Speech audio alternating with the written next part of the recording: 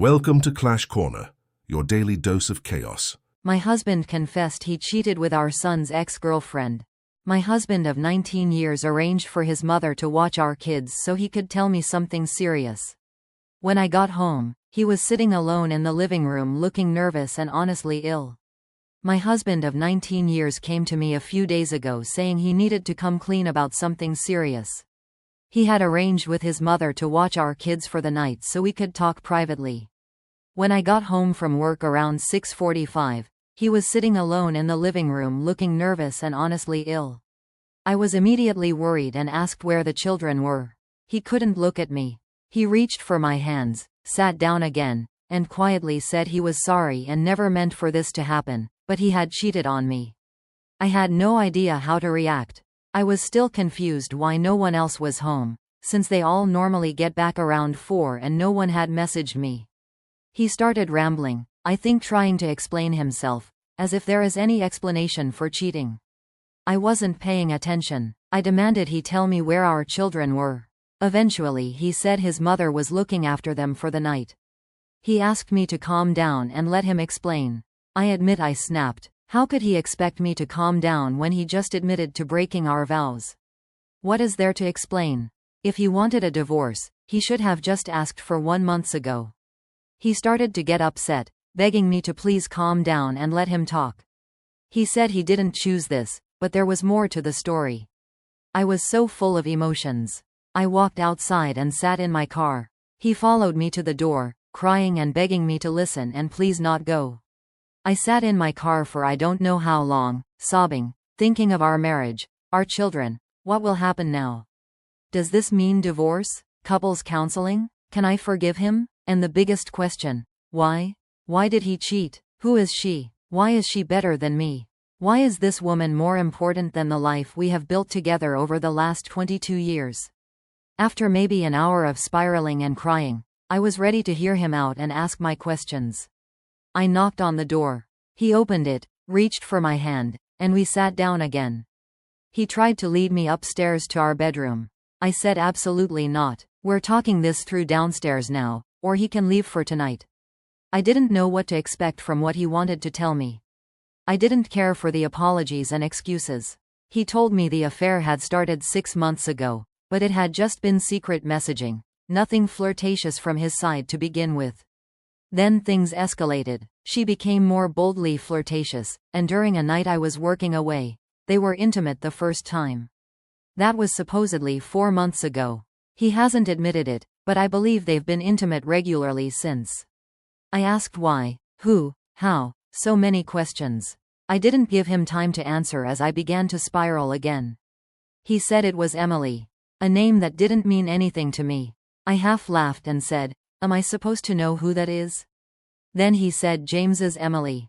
James is our 18-year-old son. Emily, 19, is his ex-girlfriend as of 2 months ago. I was so angry in that moment. I shouted for him to get out. I didn't want him anywhere near me. I couldn't stand to look at him or listen to what he had to say next. How would he try and excuse not only having an affair, but with our son's ex, who he was still broken up about?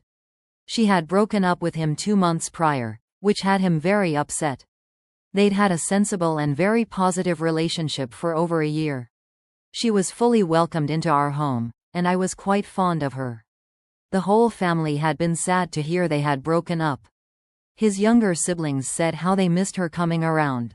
I apologize. I'm getting away from things. This is still so much to think about and hard to actually put down. My husband told me the reason he was coming clean to me now was that Emily had confided in him 2 weeks ago that she was pregnant, but was unsure as to who the father is. She said it could be him or James. He told me he hadn't planned or wanted any of this. He didn't initiate the relationship. He tried to not get close with her, but he wasn't strong enough mentally and it just happened. Upon hearing that, I got up and left. I just couldn't stay there listening to him any longer. I drove 30 minutes away and checked into a hotel for the night, turning my phone off. I went into work the next day as normal, returning home to the kids out once again and him waiting by the door, eyes red, begging me to talk to him.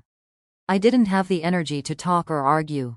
I just walked up to our room, laid in our bed as he begged me, crying again. I'm not delusional enough to believe anything he says regarding how it was all her initiating the flirting. She's only 19 and he's more than twice her age, for goodness sake. He didn't act in this alone, but to try and place all the blame on a teenager is quite frankly pathetic and makes me sick. It has been a few days since, and nothing has resolved.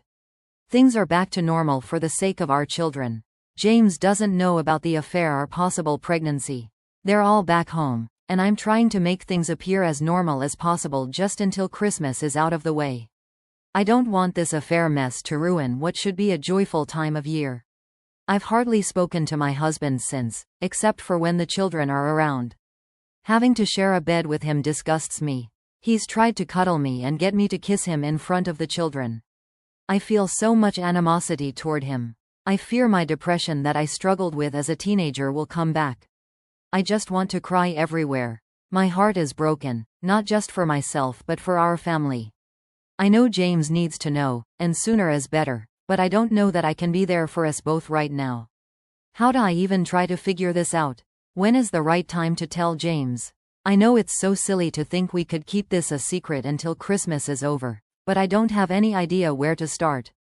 It just feels like the worst time for all of this. I don't know how I feel regarding everything. I know I'm nowhere near finding a solution or thinking of next steps. I'm mostly concerned for James and the fallout this will have between him and his father and our other 2 children. When would you tell your son? Should I wait until after the holidays, or is that just making things worse? Ready for more? Here comes clash number 2. I found out my wife cheated at her sister's wedding. I was at my wife's sister's wedding, helping with everything, treating her family like my own. 20 days later, a stranger sent me pictures that changed everything. I was at my wife's sister's wedding. They don't really have much extended family, and I helped her through everything. Even paid for a lot of it. I treated her family like mine. About 20 days after the wedding, a guy messaged me on social media with inappropriate pictures of my wife. He was her old school friend, and the pictures were taken by another school friend she was intimate with at the wedding. I confronted her and she tried to play it off as if the pictures were old, and then even as fake images in revenge by the guy. I told her she would have to file a police report if the pictures were fake, and she broke down. I can't believe I was feeling pity for her in that moment. Then she even blamed me because I was too busy with her sister's wedding and ignored her. I am just so thankful to the guy who didn't mind telling on his friend. We are going through a divorce now and it feels so surreal what happened in the last 3 months. How much my life changed and I am still standing.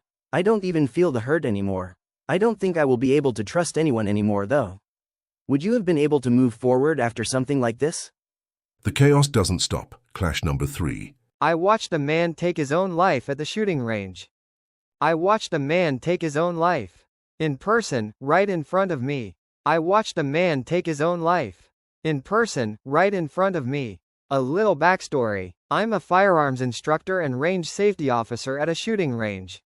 Before any first-time guest, regardless of their shooting experience, comes to the range and before they're allowed to rent a firearm or use their own on our range, they must register and create accounts on our tablets near the front entrance.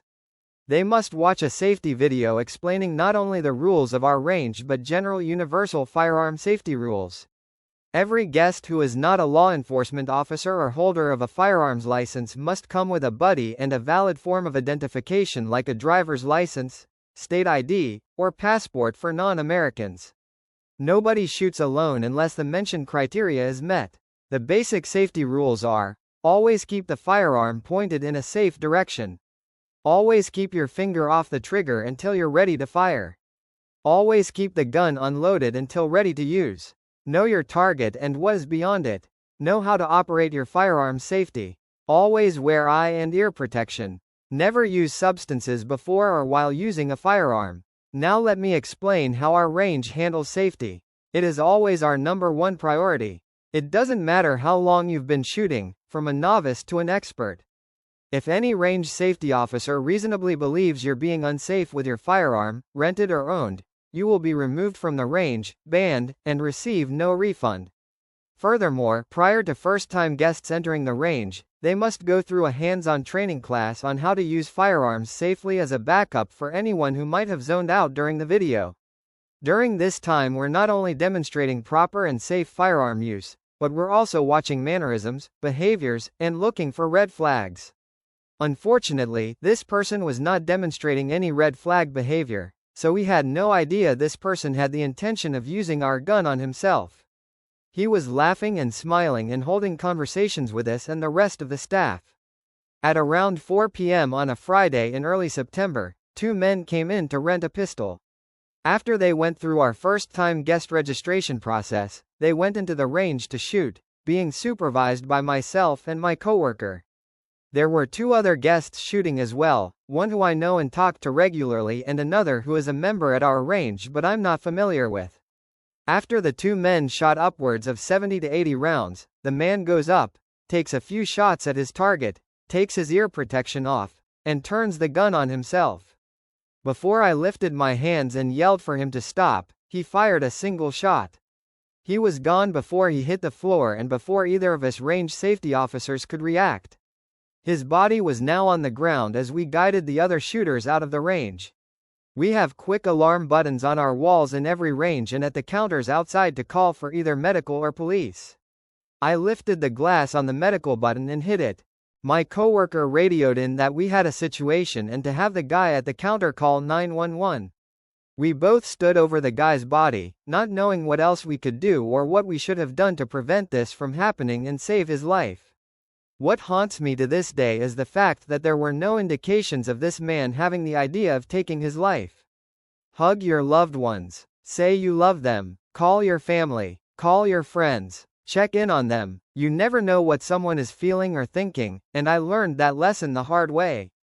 I am okay. It was intense, but I processed it without lasting impact. I stayed grounded. I understood the gravity of the situation, but it didn't affect me on a personal level. Have you ever witnessed something you couldn't have prevented? How did you process it? Another clash is on the way. Here's number 4. I called my best friend's husband useless during her medical emergency. I was at my best friend's house a few weeks ago when things went really wrong. She and her husband have 4 daughters, 8, 6, 4, and 3 years old. Her husband is a great dad when someone else is around to help, but when he's alone with all 4 kids, he gets overwhelmed and kind of shuts down. I had brought over dinner because my friend was sick. We thought it was just a bad cold. While we were eating, my friend went to the bathroom and her 3-year-old followed her. The little one came running out saying her mom was throwing up. All the kids rushed to the bathroom, and her husband and I followed. I helped my friend clean up while her husband went to get nausea medicine and a thermometer. When he came back, I asked him to get the kids out of the bathroom so she could have some space. After we got them out, I took her temperature and it was almost 104 degrees, so I went to get her some pain reliever and water. When I got back, the kids were all in the bathroom again because their dad couldn't keep them away for even 2 minutes. I gave her the medicine and water, and she almost immediately started vomiting again. Then she passed out. Her husband just stood there while I was trying to get her into recovery position, get the kids away from her, and call 911. I managed to get everyone out of the bathroom, but her husband kept coming back every 20 seconds asking questions. Could I call their nanny to help with the kids? Could I go to the hospital with her? Did I start the dishwasher or does he need to hand wash the youngest sippy cup? When my friend regained consciousness, he even started asking her how to do bedtime for the little ones. Did she wash their pajamas yet? Did they get screen time that day or can he put on a movie? I told him his wife couldn't hold his hand right now and he just had to figure it out. He told me he's not usually the one that deals with this and he's trying his best. Then he went back to asking what stories the kids like, what setting does he put the sound machine on, and how do they like their milk. I just snapped and told him to figure it out on his own and called him a useless piece of crap. It's been nearly a month and he still acts all upset when I stop by the house. My friend says he'll get over it, but my boyfriend thinks I was unnecessarily rude and he was trying his best. Was I wrong for calling him a useless piece of crap when he couldn't handle his own kids while his wife was experiencing a medical emergency? Was I wrong, or was he really that useless in the moment? Chaos overload. Let's wrap up this final clash. I built an app to track my coworker's annoying habit. I built an app to cope with my coworker's annoying habit, and it accidentally made meetings the best part of my workday. So there's a guy at work. Let's call him Kevin. Kevin says, circling back, constantly in every meeting. sometimes twice in the same sentence. So just circling back on that, before we circle back to the main point. I started noticing it maybe 4 months ago, and now I cannot unhear it. It has ruined meetings for me entirely. So as a joke, purely for my own amusement, I coded a mini web app in 10 minutes. Every time Kevin says, circling back, I tap the screen. It tracks daily counts, shows me a weekly graph, gives me a personal best notification. I showed 2 colleagues. Mistake. They immediately wanted to use it too. I shared the link. Not a big deal, right? Within 2 days, there were 9 of us silently tapping our phones every time Kevin spoke. We have a group chat now. Someone made a weekly leaderboard for highest count.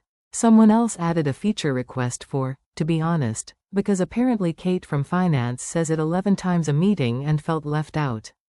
Recently, Kevin said, circling back, 23 times in a 56-minute meeting.